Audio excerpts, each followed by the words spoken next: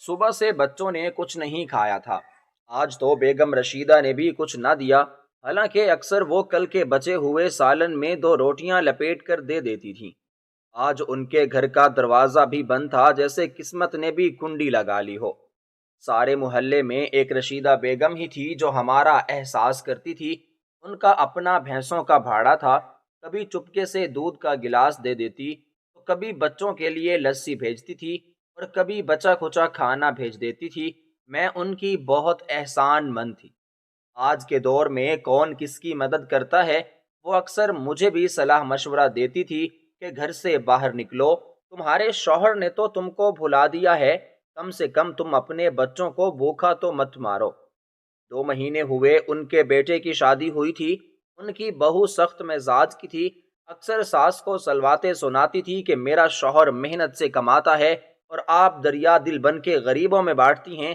اب اکثر مجھے دیکھ کر رشیدہ بیگم نظریں چراتی تھی، یا کبھی مجھ سے چپکے سے دو روٹیاں لپیٹ کے مجھے میرے بچوں کو تھما دیتی تھی، کیونکہ بہو کے آنے کے بعد ساری بھاگ دوڑ اس نے سنبھال لی تھی۔ سورج ڈھلنے لگا تھا اور چولہے پر صرف خالی ہنڈیاں رکھی تھیں، جس میں وہ دن بھر پانی گرم کر کے بچوں کو دلاسا دیتی آئی تھی کہ ابھی پکا رہی ہوں، بس تیار ہونے والا ہے۔ بچہ بار بار پوچھتا، امی کھانا کب ملے گا؟ اور چھوٹی بیٹی کا پیٹ میں درد سے بل بلانا اسے اندر سے چیر رہا تھا۔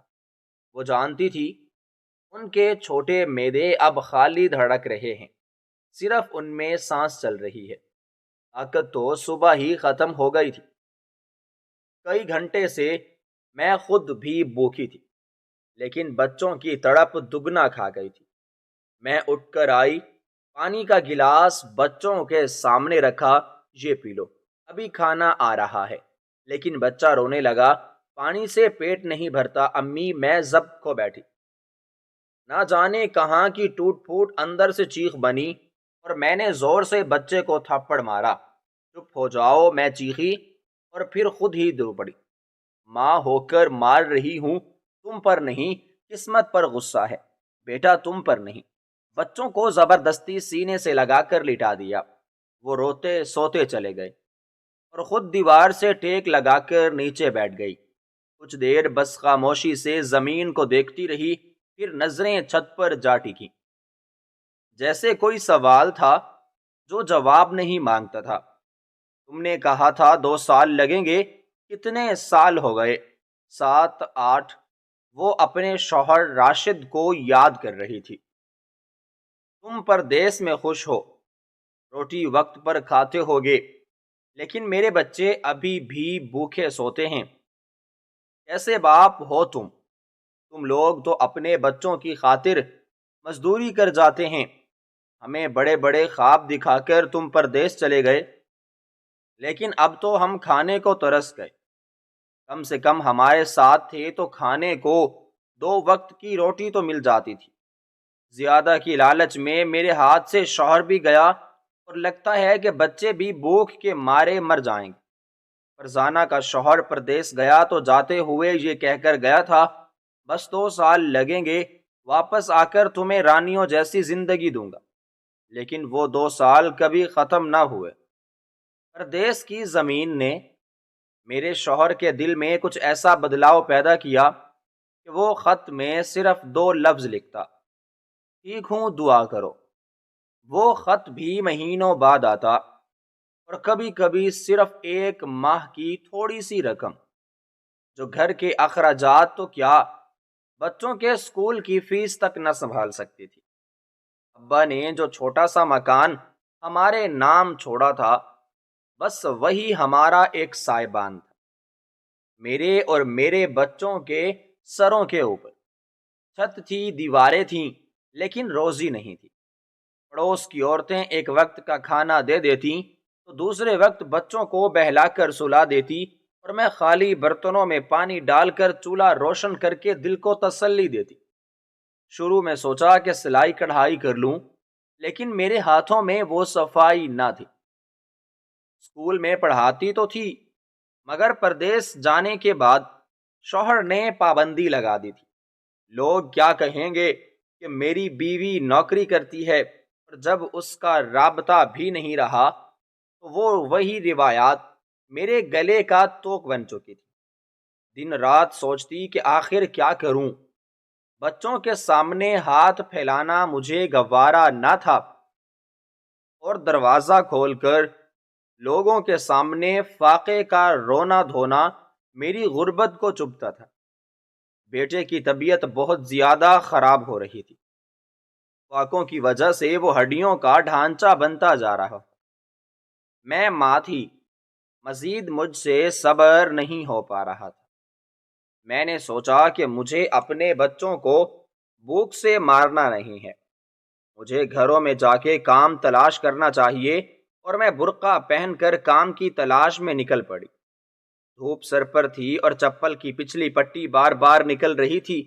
سڑک پر لوگ اپنی اپنی رفتار میں چل رہے تھے۔ کسی کو خبر نہ تھی کہ ایک برقع پوش عورت آج کتنے گھروں کے دروازے کھٹکھٹا چکی ہے۔ ایک نے کہا، ہمیں کام والی نہیں چاہیے، کام والی نے ابھی چھٹی کی ہے مگر واپس آ جائے گی۔ دوسرے نے دروازہ کھولے بغیر کہا، کام والی نہیں چاہیے۔ ایسے نہ جانے کتنے دروازے کھٹکھٹائے۔ ہر جگہ سے مجھے مایوسی ہوئی، دل پر ایک ایک لفظ چبھ رہا تھا، لیکن ضرورت چلنے پر مجبور کر رہی تھی۔ جب پانی کی بوتل ختم ہوئی تو وہ ایک نلکے کے پاس جا رکی۔ اس کے ہاتھ کپ کپ آ رہے تھے، سر بھی چکرا رہا تھا، لیکن بچوں کے چہرے آنکھوں کے سامنے تھے۔ ان کی بھوک، ان کی معصوم آوازیں اس کے قدموں کو پھر سے آگے بڑھا رہی تھی۔ ابھی ایک سفید گیٹ والے گھر کے باہر رک گئی۔ گاڑی کے پیچھے بڑی گاڑی کھڑی تھی اور باہر ایک مالی گھاس کاٹ رہا تھا۔ اس نے دھیرے سے کہا، بھائی جی کوئی کام مل سکتا ہے، برتن جھاڑو پوچھا جو بھی ہو۔ مالی نے اسے اوپر سے نیچے تک دیکھا، پھر بولا، میاں جی اندر ہیں، پوچھ لو۔ اس نے سر ہلایا۔ کچھ دیر بعد ایک لمبا چوڑا تقریباً 50 سالہ مرد باہر نکلا۔ سفید شلوار قمیض، قیمتی گھڑی اور ہلکی مسکراہٹ کے ساتھ بولا، کیا کام ڈھونڈ رہی ہو بہن؟ جی اگر کوئی صفائی، برتن یا کپڑے دھونے کا کام ہو تو بچے بھوکے ہیں، کچھ بھی چلے گا۔ اس نے ایک نظر گیٹ کے باہر کی طرف دیکھی، پھر بولا، چلو اندر آؤ، بات کرتے ہیں۔ دل میں تھوڑا سا خوف تھا، لیکن مجبوری کی زنجیر زیادہ سخت تھی۔ گیٹ کے اندر قدم رکھا تو جیسے کوئی اور ہی دنیا آ گئی ہو۔ سنگے مرمر کا فرش، مہنگے پردے اور ہر طرف ٹھنڈک۔ وہ ایک چھوٹے سے کمرے میں لے گیا جو شاید سٹور تھا۔ اندر ایک کرسی رکھی تھی اور پنکھا چل رہا تھا۔ بیٹھو بہن، پانی لاؤں؟ نہیں جی شکریہ۔ تم کہاں سے آئی ہو؟ قریبی محلے سے۔ شوہر پردیس میں ہے، بچے چھوٹے ہیں، 2 دن سے کچھ پکا نہیں۔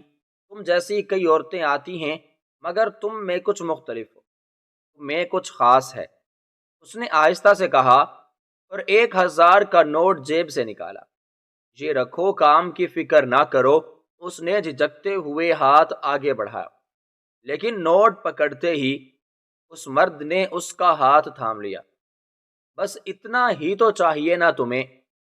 کچھ گھنٹے، تھوڑی سی خاموشی، اور پھر جتنا کہو گی اتنے پیسے۔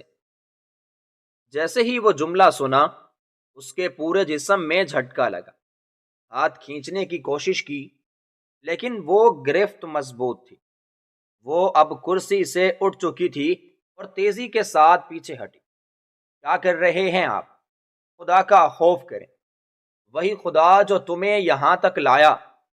تم سڑک پر تھی اور میں تمہیں عزت سے نوکری دینا چاہتا ہوں۔ یہ عزت ہے، یہ نوکری ہے۔ اس کی آواز کانپ رہی تھی، آنکھوں میں آنسو تھے، لیکن چہرے پر غصے اور غیرت کی ایک آگ تھی۔ اس نے اپنا دوپٹہ سنبھالا، جھٹکے سے دروازہ کھولا اور بغیر پیسے لیے، بغیر پیچھے دیکھے بھاگتی ہوئی گیٹ کی طرف باہر نکل گئی۔ سڑک پر آتے ہی وہ ایک دیوار کے ساتھ ٹیک لگا کر بیٹھ گئے۔ سانسیں بے قابو تھیں، دل دھڑک رہا تھا اور آنکھوں سے بہتے جا رہے تھے آنسو۔ کچھ لوگ گزرے، مگر کسی نے نہیں پوچھا کہ وہ عورت کیوں کانپ رہی ہے، کیوں لرز رہی ہے، کیوں زمین پر بیٹھی ہے۔ وہ اپنے گھٹنوں میں سر دے کر رونے لگی، وہ بھی زور زور سے، جیسے برسوں کا بوجھ ایک ہی لمحے میں نکل رہا ہو۔ یہ دنیا ہے، یہ لوگ ہیں۔ ایک عورت اگر گھر سے نکلے تو یا بھیگ مانگنے والی ہو جاتی ہے، مجبور ہو، بیوہ ہو، مسکین ہو، مگر ہوس پرست لوگ صرف اس کی مجبوری سے فائدہ اٹھانا چاہتے ہیں، کسی کی مجبوری نہیں دیکھتے۔ اللہ ایسے لوگوں کو پوچھے۔ فرزانہ کے گلے سے آواز نہیں نکل رہی تھی، صرف سسکیاں تھیں۔ فرزانہ کی زندگی میں سدا سی تنہائی تھی۔ وہ اپنے ماں باپ کی اکلوتی اولاد تھی، نہ کوئی بھائی تھا نہ بہن۔ والدین غربت میں جیے اور بیماری میں دنیا سے چلے گئے۔ ان کی موت کے بعد فرزانہ کو ایسے لگا جیسے زمین کا کوئی نہ بھی اس کے لیے محفوظ نہ رہا۔ وہ راشد کے ساتھ رخصت ہو کر ایک نئے گھر آئی، لیکن اصل میں وہ صرف ایک نئے امتحان میں قدم رکھ چکی تھی۔ راشد کے کچھ رشتہ دار ضرور تھے، ایک چچا زاد بھائی، دو پھوپھیاں اور ایک خالہ کی بیٹی جو کبھی کبھی آ کر حال چال پوچھ لیتی تھی۔ شادی کے دنوں میں سب نے آنا جانا رکھا، رسمیں نبھائیں اور خوشیوں میں شامل رہیں۔ لیکن جب راشد سعودیہ عرب چلا گیا، تبھی سے یہ چہروں کے رنگ بدلنے لگے۔ ابتدا میں وہ لوگ تھوڑی بہت دلاسا دینے آتے، لیکن جوں جوں مہینے گزرتے گئے ان کی آمد و رفت میں کمی آتی گئی۔ پھر ایک دن ایسا آیا کہ کوئی دروازے پر نہیں آیا۔ فرزانہ جب بچوں کے ساتھ کسی کام سے نکلی اور کسی رشتہ دار نے سڑک پر دیکھا تو نظریں چرا لی، جیسے وہ ان کی زندگی سے مٹ چکی ہو۔ راشد کی غیر موجودگی میں اس نے اپنے سسرال والوں سے مدد لی، امید لگائی، لیکن جواب میں اسے صرف خاموشی ملی۔ کوئی نہ راشن لے کر آیا، نہ دوا، نہ تسلی کے دو بول۔ ایک دن اس نے ہمت کر کے فرزانہ نے ان سے مدد مانگی۔ ہم کیا کر سکتے ہیں بہن، خود کے گزارے مشکل ہیں۔ پھر کچھ رشتہ داروں نے افواہیں اڑائیں، راشد شاید دوبارہ شادی کر کے بیٹھا ہے، اب واپس نہیں آئے گا، بیوی بچوں کو بھول چکا ہے۔ اور ان افواہوں کا زہر بھی سب نے سنا، مگر کسی نے سچ جاننے کی کوشش نہیں کی۔ فرزانہ نے سب کچھ برداشت کیا، بچوں کے سامنے چہرہ مضبوط رکھا، لیکن اندر سے وہ دن بدن ٹوٹتی رہی۔ وہ جانتی تھی اگر اس کے ماں باپ زندہ ہوتے تو وہ کم از کم ایک در ہوتا جس پر وہ سر رکھ سکتی تھی۔ اب تو بس ایک خدا تھا اور اس کا یقین، باقی دنیا جیسے ایک دروازہ تھی جو بند ہو چکی تھی۔ فرزانہ اٹھی اور دھیرے دھیرے گھر کی طرف چلنے لگی، قدموں میں لرزش تھی، مایوس ہو کر گھر کی طرف جا رہی تھی، کیونکہ اس کے بچے اس آس میں ہوتے کہ وہ ان کے لیے کچھ کھانے کو لائے گی، لیکن وہ خالی ہاتھ جا رہی تھی۔ اس کا دل دکھ سے بھرا ہوا تھا۔ تبھی ایک جگہ لوگوں کا رش دیکھ کر وہ اس طرف کو بڑھ گئی۔ وہاں پر ایک عورت موجود کھڑی تھی جو بریانی کی دیگیں سامنے رکھے بریانی کو بانٹ رہی تھی اور لوگ اس سے کھانا لے رہے تھے۔ فرزانہ کے دل میں بھی امید جاگی، بھاگتی ہوئی بھیڑ کو چیڑتے ہوئے وہ بھی آگے بڑھی اور اس کو بریانی کی ایک شاپر ملی۔ تب اس نے ہاتھ جوڑ کر التجا کی کہ میرے بچے 2 دن سے بھوکے ہیں، کھانے کو کچھ نہیں ہے۔ تو اس عورت نے دوسرا شاپر بھی اسے پکڑا دیا۔ بریانی کو دیکھ کر فرزانہ اتنی خوش ہو گئی، اس کی خوشی کا کوئی ٹھکانہ نہیں تھا، کیونکہ وہ خالی ہاتھ گھر نہیں جانا چاہتی تھی اور اللہ تعالیٰ نے اس کی سن لی تھی۔ بریانی کی مہک سے اس کی اپنی بھوک بھی چمک اٹھی تھی، ورنہ بچوں کی بھوک کا سوچ کے تو اس کی اپنی بھوک بھی مر گئی تھی۔ وہ تیز تیز قدم اٹھاتے ہوئے گھر کی طرف بڑی۔ چاروں بچوں نے جیسے اس کے ہاتھ میں بریانی دیکھی تو خوشی سے جھپڑ لی اور شاپر میں کھانے لگے۔ اندر سے فرزانہ پلٹ کر آئی اور بچوں کو نکال کے دیا۔ بچے جلدی جلدی میں کھانا کھا رہے تھے۔ جب بچوں نے پیٹ بھر کے کھانا کھایا اور تھوڑی بریانی بچ گئی تو فرزانہ نے وہ کھانا شروع کیا۔ وہ چاہتی تھی کہ اس کے بچوں کا پیٹ بھر جائے۔ 2 دن سے وہ بھوکے ہیں، پھر پتہ نہیں کل کو انہیں کھانے کو کچھ ملے گا بھی یا نہیں ملے گا۔ لیکن جب بچے بھرے ہوئے پیٹ کے ساتھ سو گئے تو فرزانہ نے 2 رکعت نفل پڑھی اور اپنے رب کے حضور سجدہ شکر ادا کیا، کیونکہ اگر آج بھی اس کے بچوں کو کھانا نہیں ملتا تو شاید وہ نیند سے صبح اٹھ ہی نہ پاتے۔ بچے پرسکون نیند سو رہے تھے، لیکن فرزانہ کو سوچ سوچ کر نیند نہیں آ رہی تھی کہ اب زندگی کیسے کٹے گی۔ اسے کوئی نہ کوئی تو کام کرنا ہی پڑے گا۔ اس رات میں نے اپنے دل کی سب دیواریں توڑ ڈالی۔ صبح سویرے نقاب اوڑھا، برقع پہنا اور شہر کے بیچوں بیچ اس چوک پر جا کر بیٹھ گئی جہاں عورتیں، مرد، سب بچے بھیگ مانگنے والوں کی قطار میں تھے۔ شروع میں تو میرا دل لرزتا تھا، کسی شناسا نے دیکھ لیا تو کیا ہوگا، مگر جب بچوں کا خالی پیٹ نظروں میں آتا تو دل کی وہ لرزش بھی ختم ہو جاتی۔ لوگ مجھے زیادہ بھیگ دیتے تھے۔ شاید میرے لفظوں میں جھوٹ نہ تھا یا میری آنکھوں میں وہ قرب تھا جو دوسروں کو نرم کر دیتا تھا۔ کسی نے 1 وقت کا کھانا دیا، کسی نے 100 کا نوٹ اور کچھ نے بس دعائیں دی، مگر یہ سب کچھ اتنا آسان نہیں تھا۔ بھیک مانگنے والوں کا بھی ایک نظام تھا، ایک نیٹ ورک، جیسے کوئی خفیہ سلطنت ہو۔ ان کے اپنے سردار تھے، اپنے علاقے، اور نئے آنے والوں کو وہ فوراً پہچان لیتے۔ میرے پاس کوئی اجازت نہ تھی، کوئی حصہ داری نہ تھی، اس لیے ان کی نظروں میں دشمن بن گئی۔ روز بروز ان کی چبھتی نظریں، تلخ جملے اور کبھی کبھار پھینکی ہوئی چیزیں میرے جسم پر تو نہیں مگر روح پر وار کرتی تھی۔ بھیگ میں جب مجھے کہیں 100 کہیں 200 10 20 وہی میری دنیا تھی۔ انہی پیسوں سے میں نان، پکوڑے یا کوئی سستا سا سالن لے کر گھر کی طرف لوٹتی۔ دروازہ کھولتے ہی بچے آنکھوں میں بھوک لیے لپکتے اور میرے ہاتھ کی تھیلی کو دیکھتے۔ جب وہ گرم نان پر سالن لگا کر کھاتے تو ایک پل کو مجھے لگتا تھا جیسے میں نے کائنات کی سب سے بڑی دولت کمائی ہو۔ ان کی چھوٹی چھوٹی انگلیاں سالن میں ڈبو نوالے اور وہ اطمینان بھری سانسیں، بس وہی میری عید تھی۔ جو کچھ بچ جاتا میں اسے چپکے سے کپڑے میں لپیٹ کر رکھ لیتی تاکہ صبح ان کے لیے ناشتے کا کچھ ہو۔ جب وہ سو کر اٹھتے اور میں وہی رات کا بچا نان ان کے ہاتھ میں دیتی تو ان کی آنکھوں میں حیرت ہوتی۔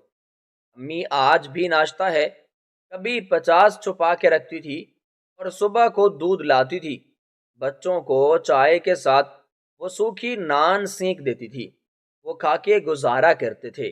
اب پھر سے ان کے گال بھرنے لگے تھے، پھر سے وہ حشاش بشاش اور خوش خوش رہنے لگے تھے، ہنستے کھیلنے لگے تھے۔ گھر میں بچوں کے دم سے ایک دم سے رونق ہو چکی تھی، ورنہ بھوک کے مارے تو نڈھال ہو کر بس پڑے رہتے تھے۔ فرزانہ کا گھر 2 کمروں پر مشتمل تھا۔ چھوٹا سا پکا مکان جسے اس نے اور اس کے شوہر نے اپنی شادی کے ابتدائی دنوں میں اینٹ گارے سے جوڑ کر بنایا تھا، کسی انجینئر یا مستری کی مدد سے نہیں، بلکہ اپنے ہاتھوں سے۔ کبھی اینٹ اٹھائی، کبھی مٹی گوندی اور کبھی چھت پر چادر ڈال کر سایہ بنا لیا۔ اس چھوٹے سے گھر میں ایک کمرہ، ایک باورچی خانہ اور ایک کھلا صحن تھا، جس پر نہ چھت تھی نہ ٹائلز، صرف مٹی اور راکھ کی آمیزش تھی۔ وقت نے سب کچھ بدل دیا تھا، مگر دیواریں وہی تھیں، خاموش، تھکی ہوئی اور اندر کے درد کی رازدار تھی۔ گھر میں بجلی کب کی منقطع ہو چکی تھی۔ بلوں کے بڑھتے ہوئے ہنسے اور فرزانہ کی جیب کے خالی پن نے کبھی ایک ساتھ چلنے کی گنجائش ہی نہ تھی۔ جب آخر کار میٹر بند ہوا تو اس نے دیوار پر لٹکتا بلب اتار کر صندوق میں رکھ دیا۔ اب اگر روشنی تھی تو صرف دن کی، سورج کی یا رات کے چاند کی۔ بعض اوقات ایک پرانا مٹی کا دیا بھی جو وہ خاص موقعوں پر جلاتی تھی۔ گیس کی لائن موجود تو تھی، لیکن نلکی سے گیس کا ایک قطرہ بھی نہ آتا تھا۔ جب ابتدائی دنوں میں فرزانہ نے بل دینا بند کیا تو ادارے والوں نے گیس منقطع کر دی۔ وہ کاغذی نوٹس لے کر آئی تو ضرور تھی، لیکن اسے بھرنے والا کوئی نہ تھا۔ یوں وقت کے ساتھ وہ چولہا صرف ایک یاد بن گیا، اور اس کی جگہ ایک پرانا سا مٹی کا چولہا آ گیا جو اس نے خود اپنے صحن کے ایک کونے میں بنایا تھا۔ اب فرزانہ صبح سویرے در در سے لکڑیاں چن کر لاتی، محلے کے باہر خالی پلاٹ سے، کبھی کچرے کے ڈھیر سے، یا کبھی پرانے فرنیچر کے ٹکڑے جنہیں لوگ بیکار سمجھ کر پھینک دیتے تھے۔ وہ انہیں جمع کر کے اپنے کپڑوں سے لپیٹ کر گھر لاتی اور شام کے وقت ان کا چولہا بنا کر جلا کر کھانا پکاتی۔ شروع میں تو کھانا جو صرف پیٹ بھرنے کی حد تک ہوتا، کبھی آلو، کبھی دال اور کبھی صرف چاول جو نمک میں ابالے جاتے۔ پھر فاقوں کا نہ ختم ہونے والا سلسلہ شروع ہوا تو مجبوری میں اسے بھیک مانگنا پڑا۔ وہ اپنے بچوں کے لیے پیسے جوڑ جوڑ کر کبھی کبھی پکوڑے یا روٹی نان بھی لے آتی، اور ان دنوں گھروں میں جیسے عید کا سماں ہوتا۔ بچے خوشی سے شور مچاتے اور وہ ان کے ہنستے چہروں کو دیکھ کر اپنی تھکن بھول جاتی۔ گرمیوں کی راتیں، یا جب گرمی کی شدت حد سے بڑھ جاتی تو فرزانہ اپنے بچوں کو لے کر چھت پر چلی جاتی۔ وہی چھت جو ساری بستی کے لیے نیند کا سایہ تھی۔ اگرچہ اندھیری ہوتی تھی، لیکن پھر بھی وہاں کچھ آزادی تھی، کچھ سکون تھا۔ وہاں اس کی پڑوسن رشیدہ بھی سوتی تھی۔ رشیدہ جو شاید اللہ کی طرف سے بھیجا گیا ایک سہارا تھی۔ وہ خود بھی بیوہ تھی۔ اس کا شوہر ٹرک ایکسیڈنٹ میں جاں بحق ہو گیا تھا، اور وہ بھی 2 بیٹے تھے۔ راشدہ فرزانہ سے عمر میں کافی بڑی تھی۔ رشیدہ اور فرزانہ اکثر رات کو چھپ کر بچوں کو لٹانے کے بعد ایک دوسرے کے ساتھ بیٹھتی اور دھیرے دھیرے باتیں کرتی۔ آج پھر پانی بھرنے گئی تھی نجمہ کے گھر سے، نصرت باجی کے گھر سے لے آتی نا، وہ کم از کم کچھ نہیں کہتی۔ فرزانہ ہنس دیتی، مگر پانی بھی اب احسان ہو گیا ہے نا۔ دونوں کی ہنسی اداسی میں لپٹی ہوتی، لیکن ایک دوسرے کی موجودگی میں دل ہلکا ہو جاتا۔ مگر رشیدہ کے بیٹے کماؤ تھے، اپنا بھینسوں کا بھاڑا سنبھالتے تھے جس سے اچھی آمدنی آتی تھی، مگر رشیدہ نے بیوگی میں چھوٹے بچوں کے ساتھ مشکل وقت گزارا تھا، اس لیے اسے فرزانہ میں اپنا آپ نظر آتا۔ فرزانہ کے گھر کا پانی کب کا بند ہو چکا تھا، نہ ٹینکی میں کچھ تھا، نہ نل سے کچھ آتا۔ روز صبح وہ ایک بڑی بالٹی لے کر کسی نہ کسی کے دروازے پر کھڑی ہو جاتی، کبھی معذرت سے، کبھی شرمندگی سے، لیکن اسے بچوں کو نہلانا بھی ہوتا، کپڑے بھی دھونا ہوتے، اور کبھی کبھی تو کھانے کے لیے بھی اسے پانی سے برتن دھونے پڑتے۔ کپڑے وہ ایک صحن میں دھوتی تھی، ایک پلاسٹک کی بالٹی، ایک پرانا کپڑا جو پونچے کے کام آتا، اور لوہے کی ایک رسی جس پر وہ دھلے کپڑے ڈال دیتی۔ کبھی وہ کپڑے دھوپ میں سوکھتے، کبھی ہوا انہیں اڑا لے جاتی، اور کبھی بارش انہیں پھر سے گیلا کر دیتی، لیکن وہ کبھی شکایت نہ کرتی، صرف کپڑے پھر سے نچوڑتی اور دوبارہ ٹانگ دیتی۔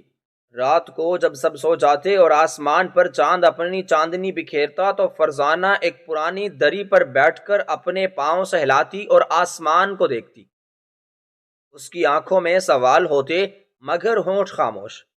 اکثر وہ چاند کو دیکھ کر شوہر سے دل ہی دل میں باتیں کرتی، شکوے شکایتیں کرتی۔ شادی کے شروع کے دن یاد آتے۔ رشیدہ باس بیٹھی ہوتی، کبھی کبھار وہ کہتی، فرزانہ، کبھی ایسا لگتا ہے کہ تم بس جی ہی رہی ہو لیکن زندہ نہیں ہو۔ فرزانہ آہستہ سے جواب دیتی، ہم ماں بچوں کی ہونا، ہمیں جینا پڑتا ہے بچوں کے لیے۔ بچے اپنی نیند میں کروٹیں بدلتے، چاندنی میں ان کے چہرے معصوم لگتے اور فرزانہ کے دل میں ایک درد سا ابھرتا۔ وہ اٹھی دیکھیں اور دل ہی دل میں دعائیں مانگتی، یا اللہ میرے بچوں کو کبھی محتاجی نہ دینا، جو میری قسمت میں تھا وہ میں جھیل رہی ہوں، ان کو بس سکون دے دے۔ ایسے میں اگر رشیدہ چائے لے آتی تو فرزانہ کا دل بھر جاتا، وہ نہ لیتی، مگر رشیدہ ضد کرتی، آج میرا دل چاہا تو تم میری چھوٹی بہن ہو، اور فرزانہ جس نے دنیا سے صرف تانے سنے تھے، اس کے لیے وہ ایک چائے کا کپ بھی محبت کا خزانہ ہوتا۔ ایسی تھی اس کی زندگی، بے نور مگر امیدوں سے لبریز۔ 15 دن بھیک مانگتے مانگتے اچھے گزر گئے۔ فرزانہ کو افسوس بھی ہوتا تھا، کیونکہ اسے پتا تھا کہ اللہ تعالیٰ بھیک مانگنے والوں کو پسند نہیں کرتا، لیکن وہ مجبور تھی۔ پھر وہ دن آیا جب بھکاریوں کے ٹولے نے اپنی نفرت کو کھلے عام ظاہر کر دیا۔ میں ہمیشہ کی طرح برقع پہنے چوک میں بیٹھی تھی، دھوپ تیز تھی اور میں اپنے دوپٹے کے کونے سے پسینہ صاف کر رہی تھی کہ اچانک پیچھے سے کسی نے میرے برقعے کو جھٹکے سے کھینچا۔ میں چونک کر پلٹی، 4 عورتیں اور 2 مرد میرے ارد گرد کھڑے تھے، ان کے چہرے غصے سے تمتمائے ہوئے تھے۔ ایک عورت چیخی، ہمیں ہمارا حصہ کم ملتا ہے کیونکہ لوگ تجھے زیادہ دیتے ہیں، اور پھر وہ سب مجھ پر ٹوٹ پڑے۔ بیچ سڑک پر لوگوں کی نگاہوں کے سامنے مجھے مارا گیا، میرا برقع پھٹ گیا، سڑک سے دوپٹہ بھی کھسک چکا تھا، اور میرا چہرہ جو میں نے مہینوں سے دنیا سے چھپایا تھا سڑک پر بکھرا پڑا تھا۔ کچھ لوگ دیکھتے رہے، کچھ ہنستے مسکراتے رہے، اور کچھ نے صرف کیمرے نکال لیے۔ مجھے لگا بس اب ختم ہو گیا، آج میرے بچے یتیم ہو جائیں گے۔ آنکھوں کے سامنے دھند سی چھا گئی تھی اور دل کی دھڑکن دھیمی ہونے لگی تھی۔ اچانک ایک زوردار ہارن کی آواز آئی، سب چونک گئے۔ ایک بڑی کالے رنگ کی گاڑی ہمارے قریب آ کر رکی، دروازہ کھلا اور ایک شخص تیزی سے باہر نکلا۔ وہ اونچا لمبا تھا، چہرہ سنجیدہ، اور اس کی آنکھوں میں ایک عجیب سی سختی تھی۔ اس نے میرے سامنے کھڑے لوگوں کو دھکا دے کر پیچھے کیا اور پھر نیچے جھک کر میرے سر کو سہارا دیا۔ یہ کیا کر رہے ہو تم لوگ؟ پاگل ہو گئے ہو کیا؟ اس کی آواز گرجدار تھی۔ میں نے آنکھیں کھولنے کی کوشش کی اور جیسے ہی اس کی آنکھوں میں دیکھا، وقت جیسے تھم گیا۔ وہ چہرہ، وہ آنکھیں، وہ ماتھے پر بل، سب میرے دل کو پہچانتا تھا۔ یہ تو وہی تھا، وہی جس نے کہا تھا بس 2 سال کی بات ہے، وہی جس کے خط مہینوں بعد آتے تھے اور اس کے بعد پھر آنا ہی بند ہو گئے تھے، جس کے آنے کی امید میں نے چھوڑ دی تھی۔ میں سمجھ گئی اتنے سال پلٹ کر خبر نہیں کی، ضرور وہ کوئی شادی کر کے اس نے اپنا گھر بسا لیا ہوگا۔ اسے دیکھ کر مجھے کوئی خوشی نہیں ہوئی تھی، دل میں کوئی امید اس سے نہیں بچی تھی۔ آج جس طرح سڑک پر سرے عام میں رسوا ہوئی تھی، سب اس کی بدولت تھا۔ وہ مجھے اچھی زندگی تو دے نہیں سکا، بس عزت کے لیے ترس آ گیا۔ میرے ہونٹ کپ کپا رہے تھے، جسم درد سے بھرا ہوا تھا، لیکن دل کی دھڑکن اس لمحے کچھ اور ہی کہانی سنا رہی تھی۔ میں نے اپنے پھٹے برقعے کے اندر سے چہرہ چھپانے کی کوشش کی، لیکن دیر ہو چکی تھی۔ وہ مجھے پہچان چکا تھا۔ اس کی آنکھوں میں وہی حیرت، وہی شرمندگی اور وہی خاموشی کے سوال تھے جو برسوں پہلے میرے سوالوں کے جواب میں نہیں ملے تھے۔ تم یہاں؟ اس کے ہونٹ لرزے، میرے ہونٹوں سے ہنسی اور آنسو ایک ساتھ نکلے۔ ایسا اتفاق تھا کہ جس نے مجھے زمانے کے سامنے چھوڑ دیا، آج جو خود زمانے کے بیچ مجھے سمیٹنے آ گیا تھا، مگر اب دل مردہ ہو چکا تھا۔ وہ مجھے اپنی گاڑی میں لے آیا، لوگ اب بھی دیکھ رہے تھے، شاید کچھ نے پہچان بھی لیا ہو، مگر میں بے حس ہو چکی تھی۔ گاڑی کی نرم سیٹ پر لیٹے ہوئے میں صرف ایک ہی بات سوچ رہی تھی، کیا وہ مجھے واپس لے جائے گا یا صرف شرمندگی مٹانے آیا ہے، یہ سب کیسے ہوا؟ وہ دھیرے سے بولا۔ اس کے لہجے سے ایسا لگا شاید وہ شرمندہ ہے یا پھر میرا وہم تھا۔ میں نے اس کی طرف نہیں دیکھا، کھڑکی سے باہر گزرتی دنیا دیکھتی رہی۔ تم گئے تھے صرف 2 سال کے لیے، مگر لوٹے ہی نہیں، میں نے جھجکتے ہوئے کہا۔ میں نے پیسے بھیجنے کی کوشش کی، خط بھی لکھے، رقم سے پیٹ نہیں بھرتا، صرف بچوں کو باپ بھی چاہیے ہوتا ہے۔ میں نے اس کی بات آدھے میں کاٹی۔ میرے لہجے میں کوئی تلخی نہیں تھی، بس ایک خالی پن تھا، جیسے سب جذبات ختم ہو چکے ہوں۔ وہ خاموش رہا۔ پھر گاڑی ایک بڑے سے گھر کے سامنے رکی۔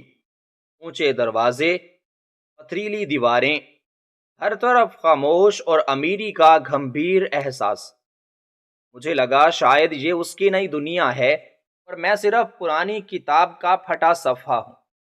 لیکن اس نے مجھے اندر لے جا کر ایک کمرے میں بٹھایا، ڈاکٹر بلایا، میرے زخم صاف کروائے، کھانا منگوایا، بچوں کے بارے میں پوچھا تو میری آنکھیں بھر آئیں۔ 2 دن سے کچھ کھایا نہیں انہوں نے۔ محلے والے بھی اب باتیں کرنے لگے ہیں۔ یہ سن کر شرمندگی اس کے چہرے سے نظر آ رہی تھی۔ وہ اٹھا اور ایک کونے میں کھڑا ہو کر کسی سے فون پر بات کرنے لگا۔ تھوڑی ہی دیر میں ایک ملازم آیا جس نے میرے بچوں کو گاڑی میں بٹھایا اور لایا۔ دونوں ہی مجھے دیکھ کر لپٹ گئے۔ بڑی بیٹی نے میرا چہرہ دیکھا اور پھر رو پڑی۔ امی، کس نے مارا آپ کو؟ میں نے اسے سینے سے لگا لیا۔ چھوٹا بیٹا اب بھی سہما ہوا تھا، لیکن اس نے میرے شوہر کو دیکھ کر اپنی نظریں نیچی کر لیں۔ یہ آپ کے ابو ہیں، میں نے دھیرے سے کہا۔ واپس آئے ہیں، شاید ہمیشہ کے لیے۔ وہ ہمیں کچھ دن اپنے گھر میں رکھنا چاہتا تھا، لیکن میں جانتی تھی کہ اس کی زندگی بہت آگے نکل چکی ہے۔ میں صرف ایک بوجھ ہوں جسے وہ اب پچھتاوے کے طور پر نبھانا چاہتا تھا، لیکن پھر بھی اس نے وہ کیا جو شاید کوئی اور مرد نہ کرتا۔ اگلے دن اس نے میرے بچوں کو ایک اسکول میں داخل کرایا، میرے لیے الگ سے کرائے کا ایک اچھا مکان لیا اور ہر مہینے ایک معقول رقم میرے اکاؤنٹ میں ڈالنے لگا۔ شاید اپنی گزشتہ سالوں کی غلطی کا ازالہ کرنا چاہتا تھا، لیکن وہ سمجھ نہیں سکتا۔ باہر کے زخم بظاہر بھر سکتے تھے، مگر اندر کے گھاؤ ناسور کی شکل اختیار کر چکے تھے۔ میں نے اس سے کچھ نہیں مانگا تھا اور نہ ہی اسے معاف کیا، لیکن اپنی زندگی کو آگے بڑھانے کے لیے خاموشی ضروری تھی۔ اب میں سڑکوں پر نہیں جاتی تھی اور نہ کسی کے سامنے ہاتھ پھیلانے کی نوبت آتی تھی۔ بچوں کی ہنسی واپس آ گئی تھی اور ان کی خواہشیں پوری ہو رہی تھی۔ میرے لیے بس میرے بچوں کی خوشی معائنہ رکھتی تھی، کیونکہ میں وہ دکھ نہیں بھولی تھی جب میرے بچے روٹی کو بھی ترستے تھے۔ آج ان کے ہاتھوں میں مہنگے کھلونے دیکھ کر میں ان سے یہ خوشی نہیں چھیننا چاہتی تھی۔ باپ کے حصے پر ان کا حق تھا، میں انہیں اس حق سے محروم نہیں کرنا چاہتی تھی۔ میں جانتی تھی میں انہیں ایک وقت کی روٹی تک نہیں دے سکتی، پھر کی بنیاد پر انہیں باپ سے دور کر دیتی۔ اب میں صرف ایک بیوی نہیں، ماں بن کر سوچنے لگی تھی۔ ایک دن شام کے وقت میرا شوہر آیا، خاموشی سے بیٹھا اور بولا، مجھے معلوم ہے تمہارے دل میں میرے لیے کچھ نہیں بچا، لیکن اگر تم چاہو تو میں دوبارہ تمہارا شوہر بن کر، ان بچوں کا باپ بن کر ایک عام زندگی جینا چاہتا ہوں۔ میں نے اس کی طرف دیکھا، وہی آنکھیں، وہی چہرہ، لیکن اب اس میں وہ غرور نہیں تھا، صرف نرمی تھی، ندامت تھی، ایک عام سی زندگی تھی۔ وہ تو ہم نے کب کی پیچھے چھوڑ دی۔ اب اگر تم واقعی کچھ بننا چاہتے ہو تو ایک سایہ بن جاؤ جو میرے اور میرے بچوں کے سر پر رہے، بنا کسی دعوے کے، بنا کسی حق کے، صرف ایک تحفظ کی طرح۔ وہ سر جھکا کر مسکرایا اور بولا، میں وہی بننے آیا ہوں اور اپنی غلطی کی تم سے معافی مانگتا ہوں۔ شام گہری ہو چکی تھی، بچوں کے ہنسنے کی آوازیں کمرے سے آ رہی تھی۔ صحن میں خاموشی تھی اور ہلکی ہلکی ہوا دیواروں سے ٹکرا رہی تھی۔ فرزانہ آنگن میں چپ چاپ بیٹھی تھی اور سامنے راشد خاموش نگاہوں سے اسے دیکھ رہا تھا۔ وہ جانتا تھا اب وقت ہے سچ بولنے کا، بغیر کسی خوف یا جھوٹ کے۔ فرزانہ، راشد کی آواز ٹوٹی ہوئی سی تھی، آج میں تمہیں وہ سب کچھ بتانا چاہتا ہوں جو ان برسوں میں میرے ساتھ ہوا، جو کبھی نہ سہ سکا، وہ سب کہنے آیا ہوں۔ فرزانہ نے خاموشی سے سننے کا اشارہ کیا۔ وہ خود بھی برسوں سے اس لمحے کی منتظر تھی، سچ کے لمحے کی۔ راشد نے آہستہ آہستہ بات شروع کی۔ جب میں سعودیہ گیا تو شروع میں کچھ بھی آسان نہیں تھا۔ جس کمپنی نے بلایا تھا وہ فرضی نکلی، نہ کام ملا نہ رہنے کو جگہ۔ ایک مسجد کے صحن میں کئی راتیں گزاری، پیاس بجھانے کو پانی نہیں ہوتا تھا۔ دن میں مزدوری کی تلاش، رات کو کھلی زمین پر نیند۔ تمہارا چہرہ، بچوں کی معصوم آنکھیں، سب کچھ یاد آتا تھا، پر خالی ہاتھ تھے۔ پھر ایک دن ایک عورت ملی، صفیہ نام تھا اس کا، بیوہ تھی، 2 بچے تھے۔ مجھے مسجد کے باہر بھوکا بیٹھا دیکھا تو پانی دیا، کھانا دیا اور کہا میرے گھر کے کام کر دیا کرو، میں رہنے کو جگہ دے دوں گی۔ میں مان گیا۔ تب مجھے لگا تھا بس وقتی سہارا ہے۔ پھر اس نے کہا میرے بچوں کو ایک باپ کی اشد ضرورت ہے، تم مجھ سے نکاح کر لو۔ میں نے ایسا کرنے سے انکار کیا، بہت انکار کیا، لیکن وہ عورت کہنے لگی اگر نکاح نہیں کرو گے تو گھر چھوڑ دو۔ میں بے بس ہو چکا تھا، کہیں اور جانے کا سہارا نہیں تھا۔ وہ واحد درد تھا جہاں کچھ سکون ملا تھا۔ مجبوری میں نکاح کر لیا۔ پردیس بہت مشکل ہوتا ہے، انسان سے وہ کرواتا ہے جو وہ کرنا بھی نہیں چاہتا۔ راشد کا چہرہ جھک گیا، اس کی آواز بھر گئی۔ نکاح کے بعد میں سمجھا تھا کہ وہ انسان ہے، میری مجبوری سمجھے گی، پر وہ عورت مجھے غلام سمجھنے لگی۔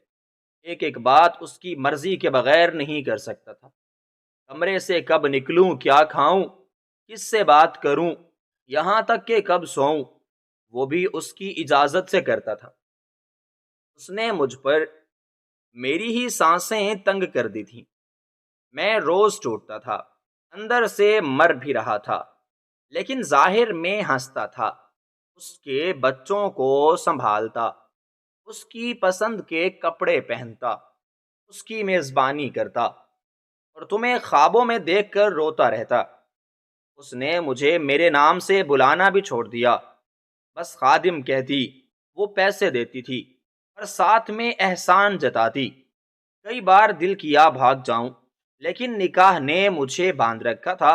فرزانہ خاموشی سے سنتی رہی، اس کی نظریں دور آسمان پر تھیں، جیسے اس کا دل یہ سننے کے لیے پہلے ہی تیار ہو چکا تھا۔ راشد نے سانس لی اور بات جاری رکھی۔ پھر ایک دن صفیہ کو فالج کا حملہ ہوا، میں نے اسے ہسپتال پہنچایا، ذمہ داری کی۔ 2 مہینے دن رات اس کے ساتھ رہا، اور مرنے سے پہلے اس نے میری آنکھوں میں آنکھیں ڈال کر کہا تم نے میری اولاد کو باپ کا سایہ دیا، میری زندگی کو سہارا دیا، میں تمہیں کچھ دینا چاہتی ہوں۔ اس نے اپنا گھر، کچھ زیور اور ایک چھوٹا سا کاروبار میرے نام کر دیا۔ اس کی موت کے بعد اس کے رشتہ داروں نے اعتراض کیا، جھگڑا کیا، پر کاغذات اس کے دستخطوں کے ساتھ میرے نام تھے۔ راشد کی آواز دھیمی ہو گئی۔ میں سب چھوڑ سکتا تھا، پر اس کا احسان نہیں بھلا سکتا تھا۔ میں نے اس کے بچوں کو سنبھالا، کچھ عرصہ وہاں رہا، لیکن میرا دل یہاں تھا، تمہارے پاس، بچوں کے پاس۔ فرزانہ کی پلکیں بھیگنے لگیں، لیکن اس نے فوراً چہرہ دوسری طرف کر لیا۔ پھر ایک دن میں نے سب کچھ بیچا، صفیہ کے بچوں کو ان کے ماموں کے حوالے کیا اور پاکستان واپس آ گیا۔ راشد کی آواز رک گئی۔ کچھ دیر دونوں کے بیچ خاموشی طاری رہی، صرف بچوں کے کہکہے کمرے کے اندر سے آ رہے تھے۔ پھر فرزانہ نے آہستہ سے کہا تو تم وہ سب کچھ لے آئے ہو جو ایک بیوی اور بچوں کا حق تھا، پر اس میں بہت تاخیر ہو چکی ہے راشد۔ میں نے تم سے کچھ نہیں مانگا تھا اور اب بھی کچھ نہیں مانگتی۔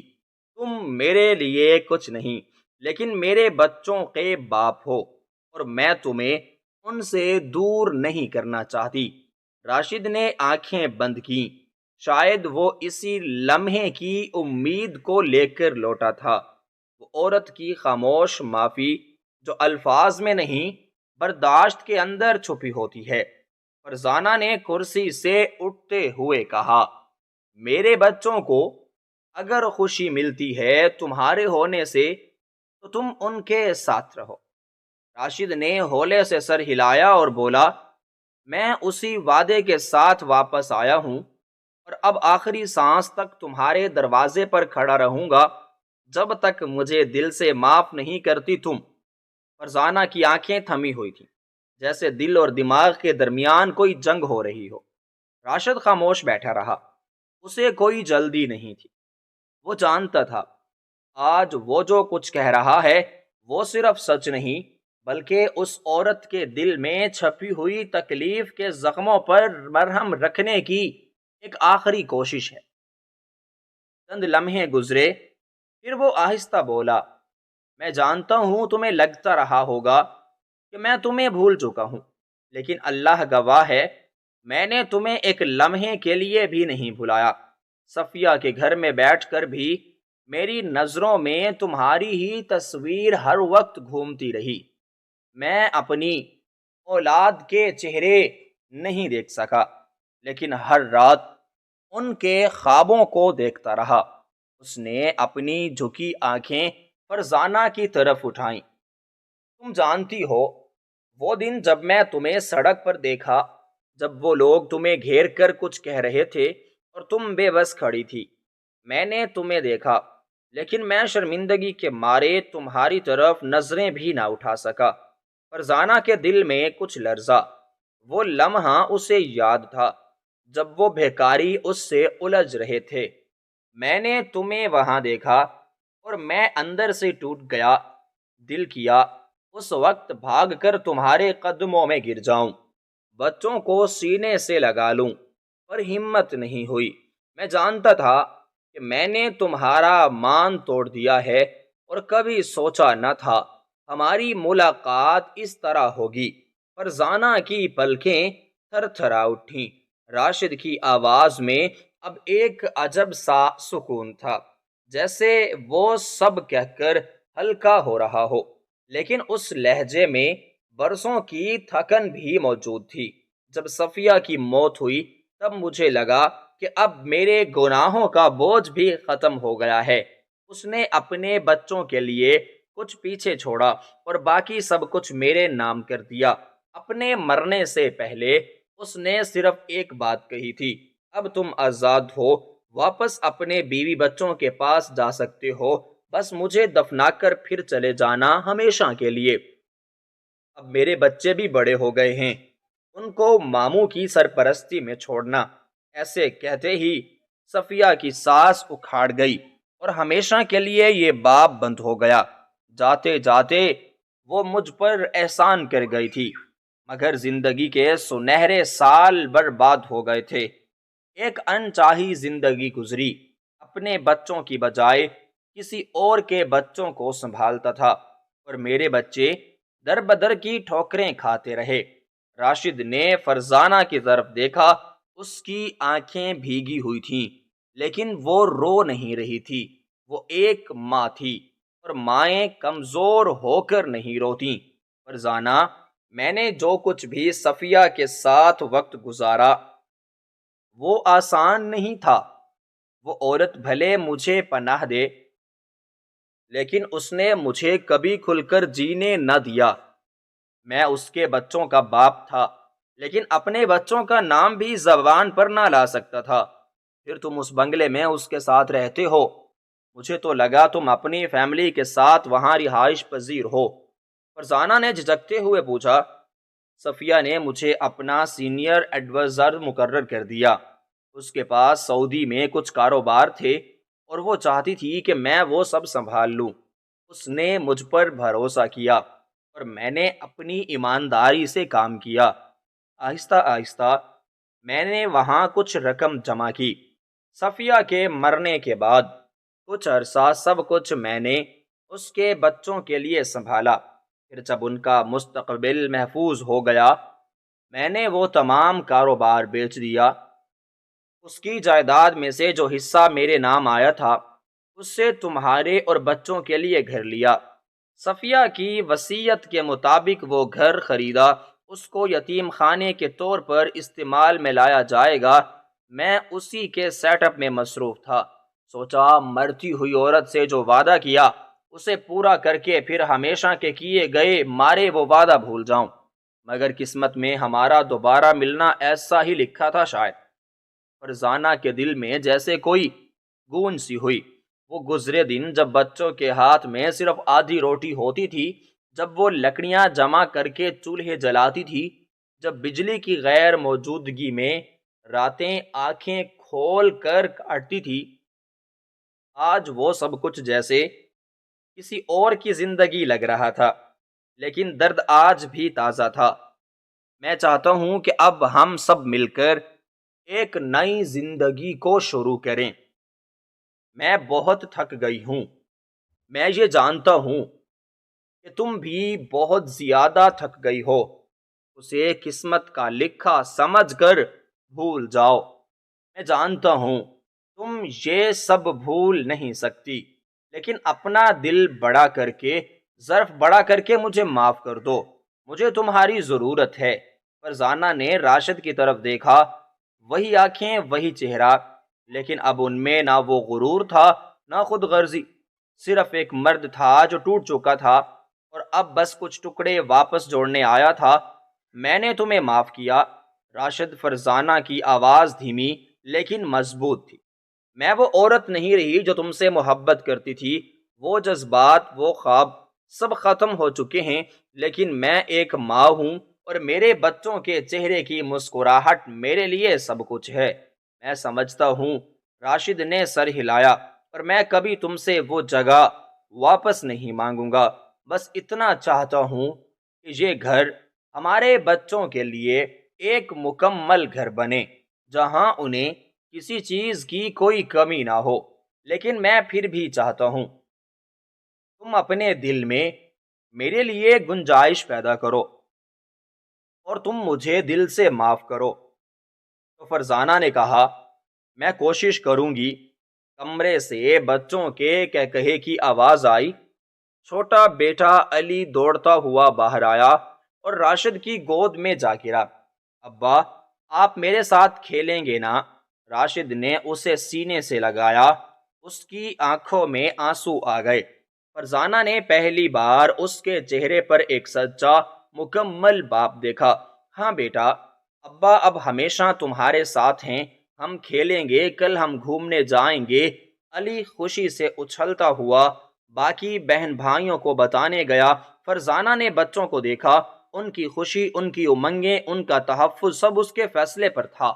اب فرزانہ نے اپنے دل کے دروازے راشد کے لیے کھول دیے اور اس کے ہاتھوں میں دھیرے سے اپنا ہاتھ رکھا تو راشد خوشی سے کھل اٹھا۔ فرزانہ نے دھیرے سے چادر سنبھالی اور آسمان کی طرف دیکھا۔ کہیں دور سے آذان کی آوازیں آ رہی تھیں، جیسے وقت کہہ رہا ہو اب نئے دن کا آغاز ہے۔ اور اس رات پہلی بار ہوا میں ایک عجیب سا سکون تھا، جیسے برسوں بعد دیواروں نے ایک مکمل سانس لی ہو۔